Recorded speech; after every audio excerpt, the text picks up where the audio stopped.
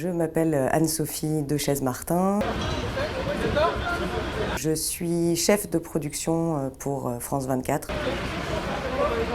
J'ai été formée au Manoir en septembre 2014. Deuxième explosion, courez, barrez-vous, il y a des attentats. C'était le vendredi 13 novembre, donc moi je me trouvais à peu près 30 mètres de la belle équipe quand j'ai entendu tous les tirs partir de tous les côtés. Là je me suis dit, j'ai ma trousse de secours, j'ai la tige à la maison, j'habite à 10 mètres. Sarah, donne-moi les clés, j'ai ma trousse de secours à la maison.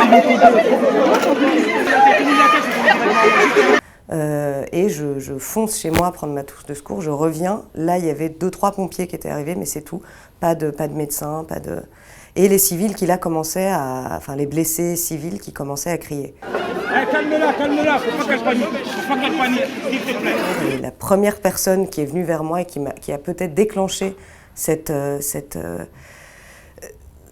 ce mécanisme qui était totalement automatique de « je vais aller les aider », c'est une femme qui s'est approchée de moi, qui m'a regardé dans les yeux, qui avait une balle dans le bras, beaucoup de mal à respirer, et donc je l'ai attrapée dans mes bras et je l'ai mise en position demi-assise contre un scooter parce qu'elle suffoquait, donc je me souvenais que c'était cette position-là. J'agissais vraiment comme un automate, quoi, comme un robot. Je ne me souviens pas des visages des gens que j'ai traités en premier, avant que les médecins arrivent sur place.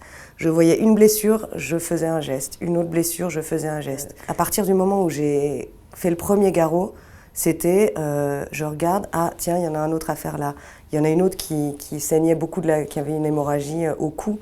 Donc là, avec l'aide de 2 autres secouristes, on lui a mis le bras comme ça, le pansement compressif, on a fait le tour.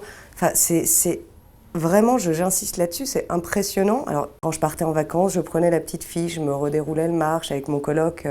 On le faisait ensemble aussi pour pas l'oublier. Un petit exemple, quand les médecins sont arrivés sur place, il y a une dame qui avait visiblement des éclats dans les yeux, qui était très très abîmée, qui ne pouvait plus regarder, il y avait du sang partout sur son visage. Et là, j'ai vu, le médecin a dit faut que je rince. Et là, j'ai vu les petites fioles vertes et roses, et je ne savais plus dans ma tête laquelle sert à quoi, il ne faut pas que je lui donne un désinfectant, sinon... Et là, je me suis dit, ah ouais, mais j'ai un moyen mémotechnique, j'ai les yeux verts, vert, c'est l'inverse, donc non, c'est la rose.